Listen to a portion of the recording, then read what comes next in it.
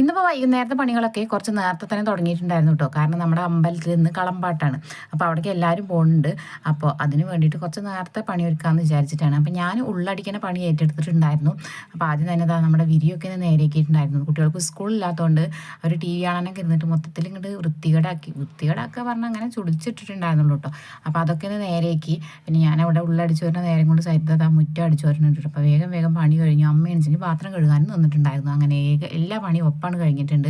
പിന്നെ അവരൊക്കെ അമ്പലത്തിൽ പോകാൻ വേണ്ടി റെഡിയായി. ഞാൻ അമ്പലത്തേക്ക് പോകുന്നില്ല കേട്ടോ.